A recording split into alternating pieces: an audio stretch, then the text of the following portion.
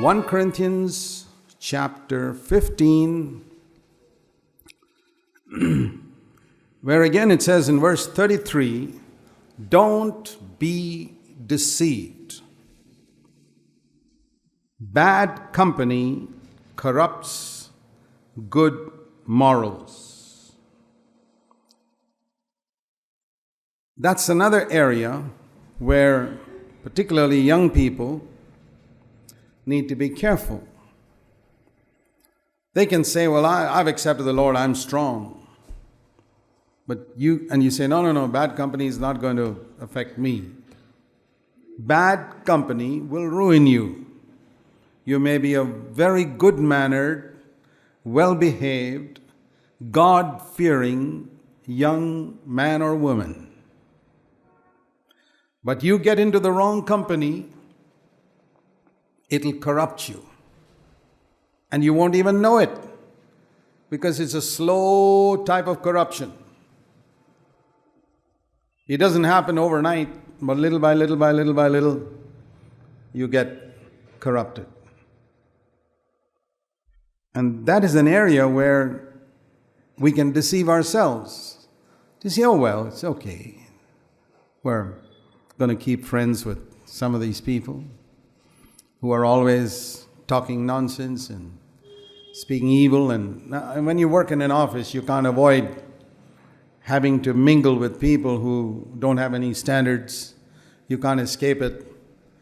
But if they are the ones you long to be with, that's the question. Are they the people you want to be with? Or are they the people you just endure because you have to go to work and earn your living? Or are they the people you enjoy being with? I believe all of you need to ask yourself, who do you enjoy being with? Answer that question honestly to yourself. Who do you really enjoy being with? Is it those worldly people? Or is it godly people?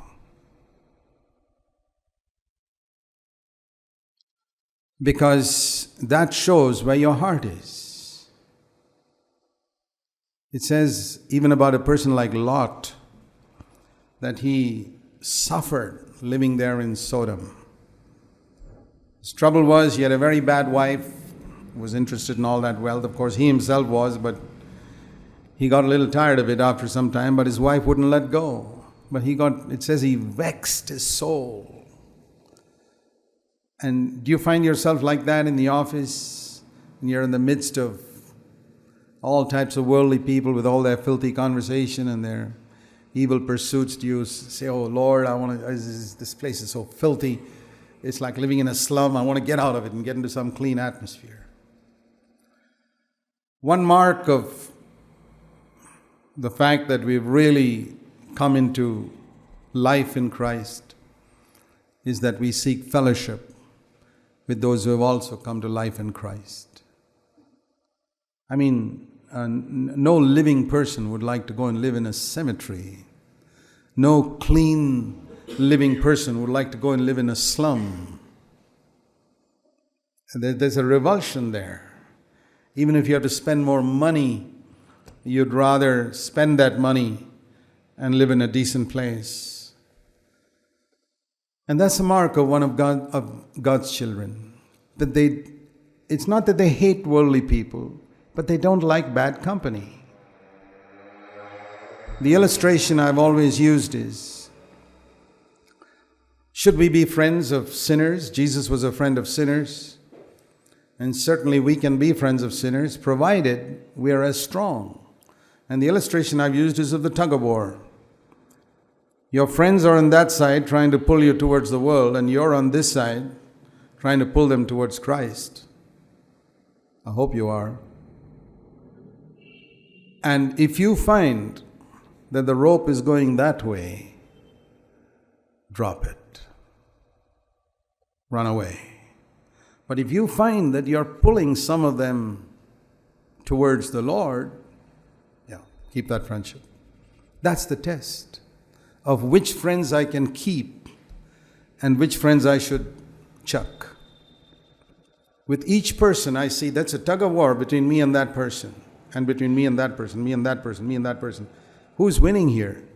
In this case, I find he's winning. So I say, well, I'm not strong enough. Let me drop it. But in this case, I find I'm winning. I can perhaps bring that person to Christ. Let me keep that friendship. If you follow that rule, you won't go wrong. But don't ever think that bad company will not corrupt you. And when we talk about bad company, there are different levels of this. There's this outright worldly, sinful company. That's one thing. But also the same principle applies to the type of believers you seek to fellowship with in a church. I mean, you know very well, as I know, that all believers in a church are not equally spiritual. No. There's no church where all believers are equally spiritual.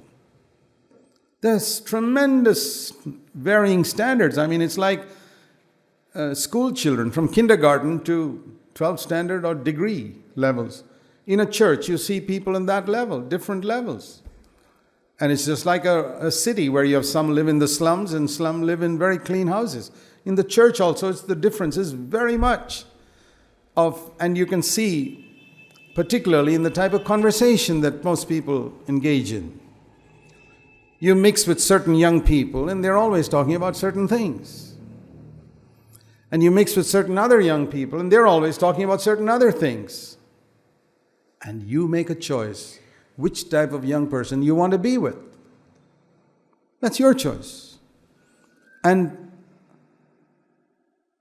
you'd say, no, that's not going to corrupt me. This verse is written for you. The type of company you keep is going to corrupt you. It's probably already corrupted you. And you don't even know it. That is self-deception. If we knew it, then of course we wouldn't be deceived. I mean, if somebody gives me a 500 rupee note and I know it's a counterfeit, I'm not deceived. It's when I think it's a real 500 rupee note, that's when I'm deceived. It's when I think, even though I mingle with these young people, I'm still spiritual, that's when you're deceived. Bad company corrupts good morals. They say in the world, birds of a feather flock together. And it's true. There's a lot of truth in that proverb, that we gravitate towards people who talk about certain type of things. Why? Because we like to talk about those type of things. And we don't mingle with certain other people there because they're talking about certain other things which we're not so keen on talking about. And if we had chosen the right type of company, perhaps we'd have been a lot more spiritual today than we are. And in a church, in this church, each of you, particularly you young people, are choosing a certain type of company. You make a certain type of a young brother or a young sister your role model. See, I want to be like that. I want to talk like that person, dress like that person, behave like that person, and do everything like that person, and see where you are today spiritually. And there are others who refuse that and say, no, I'm not going to go down. Let them be like that. I don't judge them. Let them go their way, but I'm not going to go that way, and see the difference in them. There are lots of difference. You don't see it initially, but some years go by and you see the type of company a person has kept has determined where they are spiritually today, particularly young people. And there's a lot of difference in the spiritual level of the young brothers and the young sisters in our church and in every church. And that's determined by the type of company they long to be with, which is mostly determined by the type of conversation, the type of interest they have. So please remember that. Don't deceive yourself saying you'll be able to overcome that. You won't be able to.